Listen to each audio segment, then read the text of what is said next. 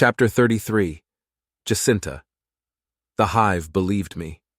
By all the odd gods, they actually accepted the cover story about having tech that would hide them from the seers. At least they believed it enough to invite me on board, via careful directions and their much larger ship swallowing mine up like a whale. Though, possibly, they just wanted me to stop broadcasting the illegal conversation where everyone could hear. As the bay doors shut behind me, I hoped that everyone had indeed heard. That would make these jerks all the easier to track down when the seers started checking private memories later. Everything rode on Loyal being right about the bluff. If all my worldly belongings were atomized in the next few minutes, and I was down here for nothing, I was going to track Loyal down and disassemble his favorite robotic bits. I landed the little yellow ship in a crowded launch bay. Other ships and storage crates were everywhere, along with armed Mesmer watching me from all sides. As soon as I shut off the engines, a bedazzled blue leader lit into a round of questioning while her underlings pointed a variety of weapons at me. I gave short answers into the microphone. Good thing Loyal had pointed out the controls for that one. It might have taken me a bit too long to find otherwise, and these weren't the sort of people who liked to wait. "Very well," the leader finally said. "You may exit slowly." I took her at her word, making every motion as smooth as if I was repairing a panicky cyborg. They watched me through the windshield as I pressed the hatch release and picked up the small silver box labeled Seer Repellent. They probably couldn't read the words from outside. They'd better not be able to scan past the shielding on it to see the teleporter target inside. Loyal had sworn the target was just as invisible as Khan was, nestled inside the luggage compartment by the door. I pretended to be an honest criminal and stepped out to face the waiting ring of weapon barrels. To my surprise, the ship's large bay door slid open to admit planetary sunlight. I'll never get used to ships with high-quality inertial dampeners. "Give it," commanded the glittery leader, who was hard to look at in the light. All those spangles on her deep blue exoskeleton were probably meant to look like stars, but to me they were just irritating. I held up the box. Somebody snatched it away and opened it. "Be careful," I said. "The mechanisms are delicate." Thankfully, the mess of tech inside meant nothing to anyone there. "Walk," the leader said. The others led the way out of the big ship and into a sunny hangar, where the breeze drifting in made my nose itch. I thought I heard the quiet slap of tentacles as they escorted me away. The seers ought to find my memories interesting. Focusing on the unsettling mind-reading to come was a decent way to avoid thinking about the bigger worries, like whether I'd be shot before I got the chance to bare my insecurities to a stranger. Busy crowds filled the hangar, and I didn't get much opportunity to sightsee. It looked like a human brand of cheap construction. I frowned but kept my opinion to myself as the quick-stepping Mesmers ushered me between ships, through a doorway, and through a maze of passageways that I did my best to keep track of. One room in particular looked important. I caught a glimpse of what could only be a vault door as we passed. I put a big red star on my mental map for that one. That's probably where they have the terraformer, I thought. I wonder if I can get them to confirm it. Stealthily, of course. It'll save us some time when Loyal appears. I was just thinking this when my escort parted to usher me into a room. I wondered why none of them went first. Then as soon as I passed the door, it shut behind me. The room held only a pair of the Mesmer chest cushions that passed for chairs and a table bolted down. Boring gray walls. Great. So much for seeing the boss right away. To give Loyal some context as he listened on the collar radio, I called through the door. "So I guess the boss is busy. Gonna see me later? Be careful with that thing, okay? It really is fragile." No one answered me, though their muttered words and footsteps, both a flurry of clicks, told me that a guard was stationed outside. The majority of the group hustled away, taking the teleporter target with them. I heaved a sigh and tried to be optimistic. Loyal could pop in at any time, I thought. Now would make sense before the target gets taken far away from me to who knows where. But no sign of him yet, so I guess he's waiting a bit. I hope he doesn't have any trouble with the teleporter. There were several other things that I hoped right then. That Khan would be able to join us when the time came, that there weren't more guards watching than Loyal could handle, that generally everything worked out somehow. My odds weren't great. Then voices outside clicked urgently, and the door opened again. Guns and bug eyes were aimed at me. "Human," the tallest green one addressed me. "Were there any others on your ship?" "No," I said, acting like that was obvious. "Did you see how tiny it is? More couldn't fit." The pair behind him talked in a fast-paced mix of languages. Between scattered familiar words and the occasional gesture, I got the impression that an intruder lurked in the compound off to the left. Remembering the way Khan had bragged about being able to imitate human shape using the spare jumpsuit from the ship, I smiled. He worked fast. If we survived this, I'd owe him a drink. "Wait, can you guys see ghosts?" I asked in excitement. "Nobody ever believes me.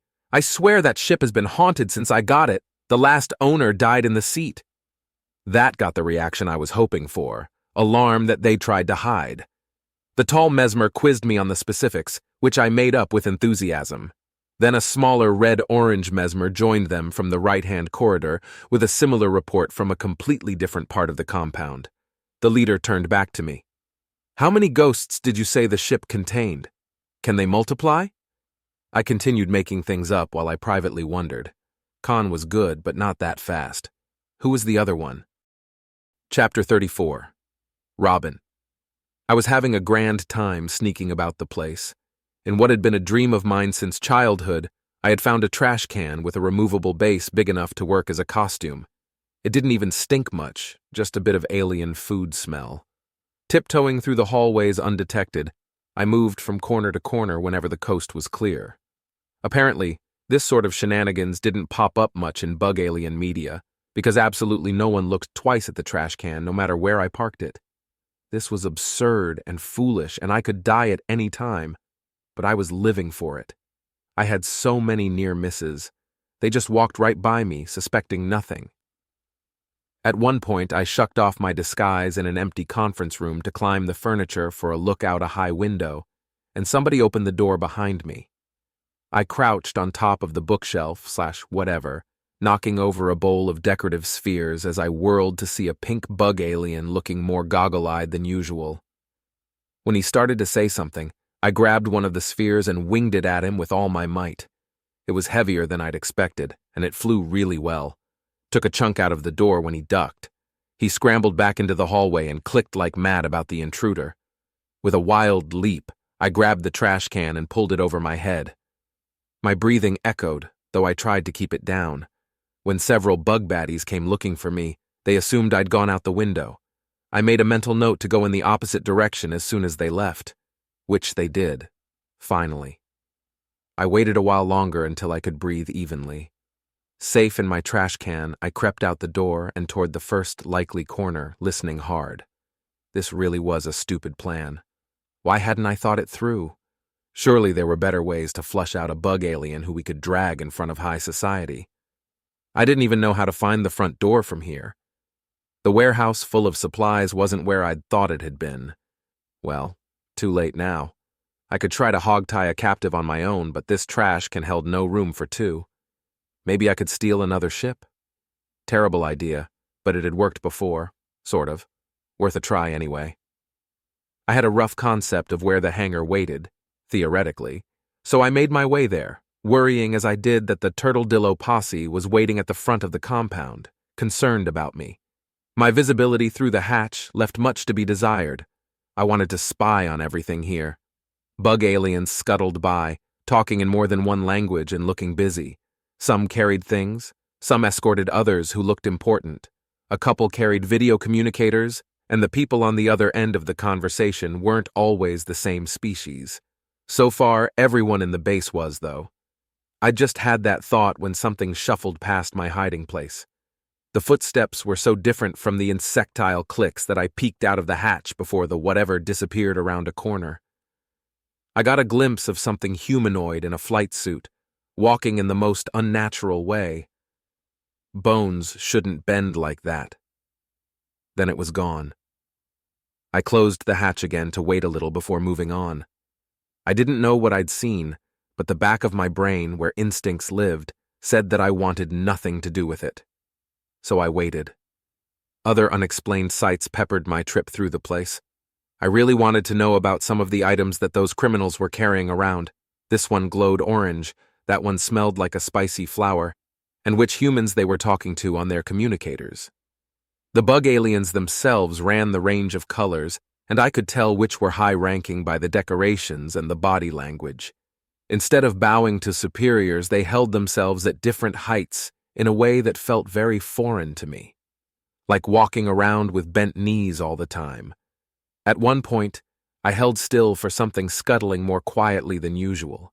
It moved past me like everything else. I didn't press my luck by looking this time. Did they have baby bugs here? Or maybe just small ones? Oh well, I'd either find out or I wouldn't. When it was gone, I resumed my creeping along. The hangar was pretty close, I thought, when I reached an open doorway with a lot of action inside. Problem. I listened for an idea of the scene inside, and how likely it would be that they'd spot me easing past the door. Multiple voices, all in click-speak. The sound of alien electronics being tapped and typed on, video screens with projected voices. Everything sounded urgent in there, which only made sense. Then something outside exploded, rocking the floor and making every bug in the room exclaim at once. I barely kept in a startled gasp. They weren't coming toward the door. Very few footsteps, many voices. I edged sideways to peek inside, extremely obvious if they happened to look. They didn't. The 8 or so bug aliens were all focused on the screen that showed a smoking crater in the outside wall. Good news all around. I put the question of who had done that aside for the moment and glided past the door as smoothly as possible. I made it. Then I hiked up the trash can and ran, peeking out through a seam. An ideal, shadowy corner waited next to the hangar entrance. I could see it as soon as I rounded yet another corner, and I popped into place before the many footsteps inside the hangar reached the door. Lots of bug aliens moved to and fro. I wondered if I would get a chance to leave this corner without getting caught. Did I have another direction to take, aside from the hangar's main entrance? I opened the hatch just a crack and looked around. To my surprise, the shadowy corner held a doorway and a broken light. My speedy deduction said storage room and someone clumsy with something heavy. The scrape on the wall looked like the kind of thing that a person could get a stern talking to for. Oh well, not my problem. I edged toward the door a little bit at a time, with no one the wiser. Fun fact, bug aliens aren't fond of doorknobs.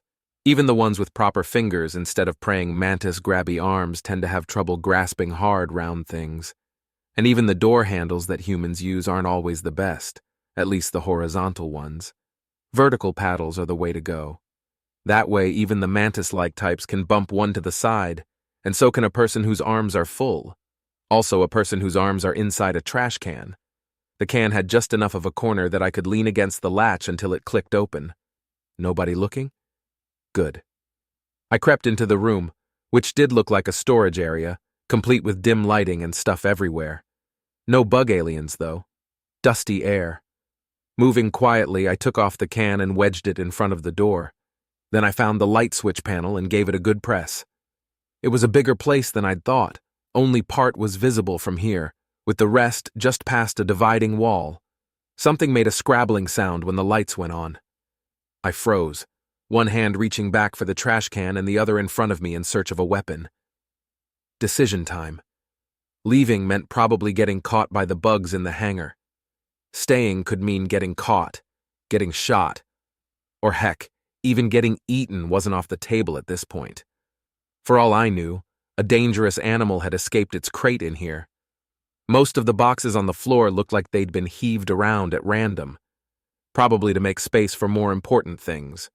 I hadn't made a decision, but I found myself easing forward anyway. What the heck? I flattened against the wall and kept moving. One of the boxes had broken open, spilling canned food across the floor. I picked up 2 cans, feeling more confident now that I was armed. The average human's throwing ability was widely regarded as frightening among the galactic community, something that made me proud for the sake of my baseball-playing, rock-chucking ancestors. Hooray for ball and socket shoulder joints. I gripped the cans tightly and looked around this latest corner. I didn't expect to find a tiny golden robot with spidery legs and many arms, pushing against one of the boxes with all its might. The box was one of many clustered about a round yellow spaceship, which wouldn't be flying anywhere without the help of a forklift to move some of them. But the little guy was clearly trying. Was that what I'd heard in the hallway earlier? Possibly. Was it in league with the baddies? Probably. Did it look incredibly desperate in trying to get at the ship? Yes, I will die as I lived, I thought, making friends. Do you need help? I whispered.